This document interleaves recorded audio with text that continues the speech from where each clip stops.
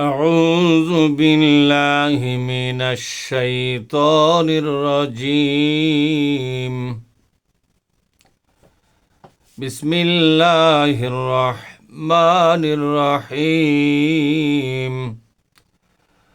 وإذا جاءوكم قالوا آمنا وقد دخلوا بالكفر وهم قد خرجوا به والله أعلم بما كانوا يكتمون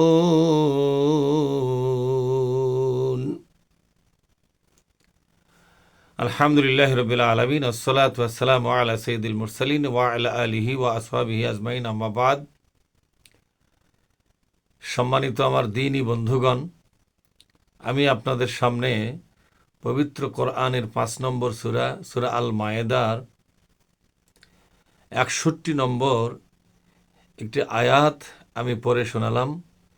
এই আয়াতটি রাজনৈতিক ময়দানে আলেমদের কাছে রাজনীতির নেতারা কি উদ্দেশ্যে, কোন আশায় এবং কিসের স্বার্থে তারা আলেমদের কাছে যায়, আলেমদের সমর্থন নেওয়ার চেষ্টা করে, আলেমদেরকে নিজেদের পক্ষে নিয়ে তারা কি করতে চায়। তারা যখন আলেমদের কাছে যায়, ইসলামের পক্ষে কথা বলে এবং তারা ইনিয়ে বিনিয়ে ইসলামের, কোরআনের এবং কোরআন সুন্নাহর ব্যাপারে তারা পজিটিভ কথা বলে, যাতে করে আলেমরা মনে করে যে এই নেতা ইসলামের কোনো ক্ষতি করবে না, বরং এই নেতার দ্বারা ইসলামের বিরাট উন্নতি হবে।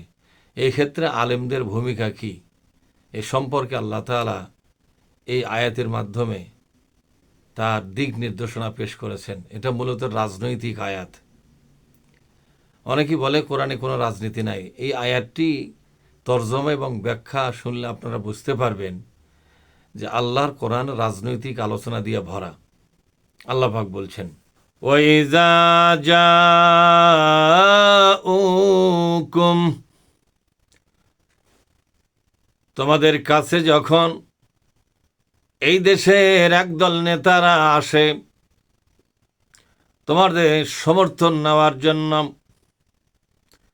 তোমাদের সহযোগিতা নেওয়ার জন্য, তোমাদের কাছ থেকে দোয়া নেওয়ার জন্য যখন তারা আসে, তখন তোমাদের মন জোগাবার জন্য অনেক কথা তারা বলে, কিন্তু তাদের কলিজার মধ্যে কি চিন্তা আছে, কি চেতনা আছে, কি সিদ্ধান্ত লুকানো আছে, মহান আল্লাহ তাআলা তাদের কলিজার খবর রাখেন।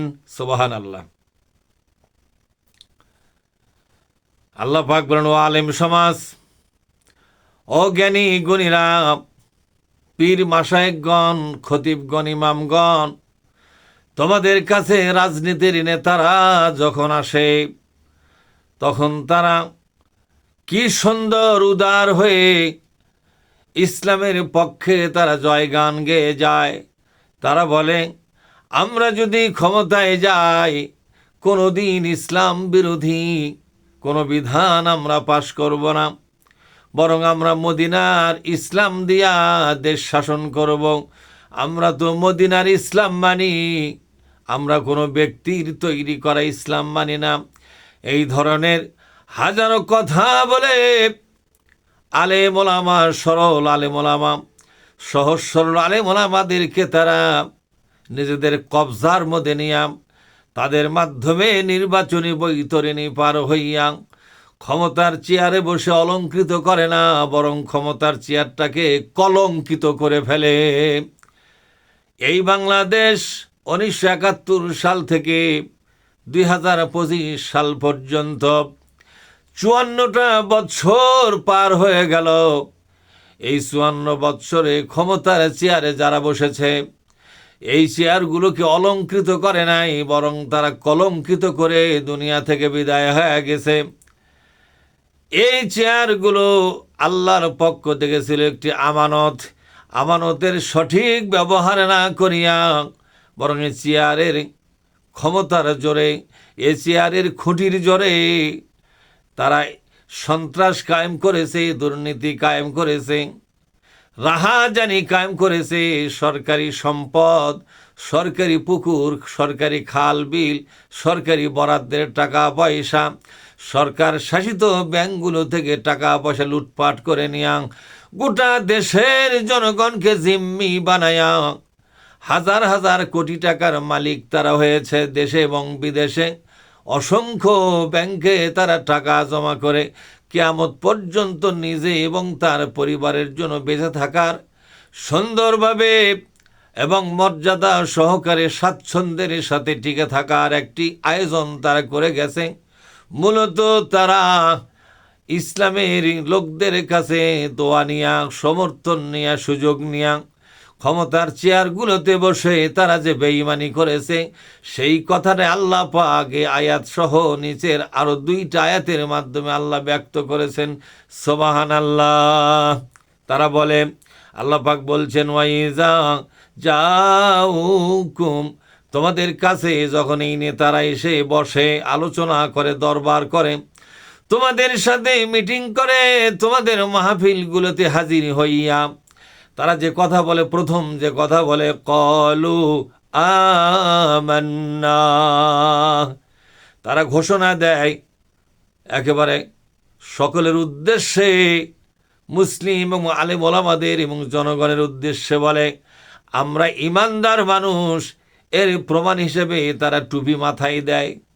সারা বছর তারা মাথায় টুপি পরে না, শুধুমাত্র নির্বাচনী সময় এবং আন্দোলন জেহাদ যখন শুরু হয়ে যায় তখন তারা মাথায় টুপি দিয়া আলেম ওলামাদেরকে ধোঁকা দেওয়ার জন্য তাদের দরবারগুলোতে হাজির হয়ে যায় এবং বলে, ও আলেম ভাইরা, ও পীর মাশায়েখগণ, ইমামগণ, খতিবগণ, আমরাও আল্লাহর কোরআনে বিশ্বাসী, আমরাও আল্লাহ পাকের ওপরে বিশ্বাসী, আমরাও বিশ্বনবীর ওপরে আমরা পূর্ণ বিশ্বাসী, আমরা পরকাল মানি, ফেরেশতা মানি, কবর মানি, আমরা জাহান্নাম জান্নাতকে বিশ্বাস করি। আমরা যদি ক্ষমতায় যাই আলেমদেরকে আর কোনো আন্দোলন করা লাগবে না, বিনা আন্দোলনে আলেমদের সকল সম্মান আর মর্যাদা বুঝে দেওয়া হবে এবং ইসলামের বিরুদ্ধে কোনো আইন আমরা তৈরি করব না। আমরা মদিনার ইসলাম দিয়া দেশ শাসন করব। এই ধরনের ধোঁকাবাজি দিয়া, প্রতারণা দিয়া, এই ধরনের চিটারি বাটপারিমূলক বক্তৃতা দিয়ে আলেমদেরকে তারা কবজার মধ্যে নেওয়ার চেষ্টা করে। এই দুনিয়া পূজারি আলেম যারা যারা বিভিন্ন রাজনীতিবিদদের কাছ থেকে সম্মান আর মর্যাদা নেওয়ার জন্য অপেক্ষায় থাকে, এতিমের মতো, চাতক পাখির মতো চেয়ে থাকে, তারাই শুধু তাদের কবলে পড়ে যায়, ধোঁকার মধ্যে পড়ে যায় এবং জাতির সর্বনাশ করার ব্যাপারে আলেমরাও সেই ভূমিকা পালন করে। আর যে আলেমগণ কোরআনের জ্ঞানী, আল্লাহর কোরআনের 114টা সূরার অর্থ, ব্যাখ্যা, মর্ম, কথা, শিক্ষা যারা বোঝে, এদেরকে কোনোদিন ওরা কবজার মধ্যে নিয়ে বাজিমাত করতে পারে না।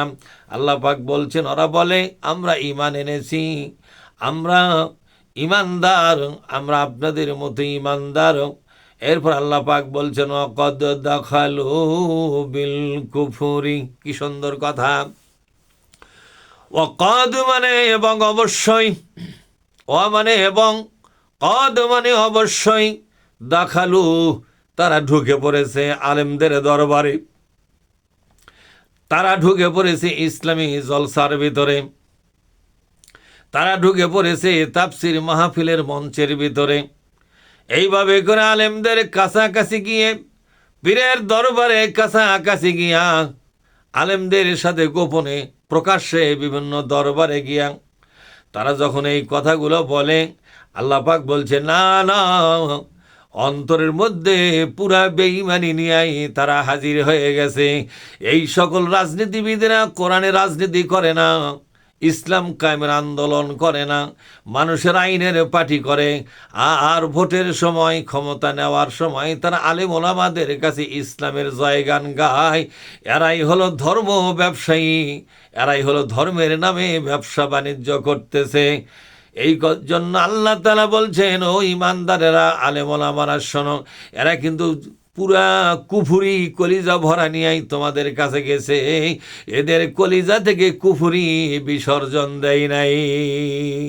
এবার আল্লাহ তাআলা বলছেন, এরা যখন বের হয়ে যায়, ওয়াহুম কদ খরাজু বিহি, এরা যখন আলেমদের কাছ থেকে, বিভিন্ন মাহফিল থেকে, বিভিন্ন তাফসির মাহফিলের মঞ্চ থেকে, ইসলামী জলসার মঞ্চ থেকে, বিভিন্ন দোয়ার অনুষ্ঠান, মিলাদ মাহফিল, বিভিন্ন জায়গা থেকে যখন তারা আলোচনা দরবার সেরে উঠে চলে যায়, কিংবা বিভিন্ন অনেক সম্মানিত পীর সাহেবদের দরবারে গিয়ে হাজির হয়ে তারা তাদের বক্তব্য দিয়ে যখন চলে যায়, যাওয়ার সময় ইসলামের শিক্ষা নিয়ে যায় না। আল্লাহ পাক বলছেন, এরা মূলত আল্লাহর কোরআনের বিরোধী চিন্তা চেতনা ভাবনা নিয়েই তারা এগিয়ে গেছে। এদেরকে চিনতে হবে, এরা মনের দিক থেকে পুরা বেঈমান, এরা ইসলামের দুশমন। এরপরে আল্লাহ পাক বলছেন, আল্লাহু আ'লামু বিমা কানু ইয়াকতুমুন। এবার আল্লাহ পাক বলছেন, অবশ্যই অবশ্যই আল্লাহ তাআলা সবচাইতে বেশি জানেন। আ'লামু মানে ইসমে তাফজিলের সিগা, ওয়াহিদ মুযাক্কার ইসমে তাফজিল আ'লামু, অবশ্যই অধিক জানেন, সকলের চাইতে আল্লাহ পাক সব কিছুই জানেন যিনি, তিনি হলেন আমার আল্লাহ।